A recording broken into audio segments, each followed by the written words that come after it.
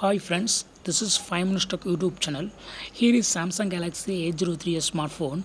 In this video, you will learn how you can turn off charging vibration in your phone Samsung Galaxy A03s.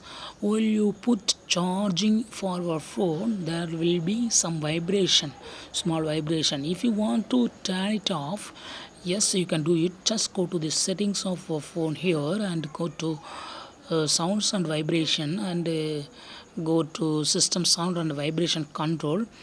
Under vibration, just turn off charging. Now you will not get any vibration while you put your phone in charging. If you want to have this sound, you go to turn on charging button under vibration here. So for charging, vibration will occur. If you want to turn off, just you go to turn off this charging button. So in this way, you can easily control charging vibration for your phone Samsung Galaxy A03s. That's all, friends. Thanks for watching. Bye.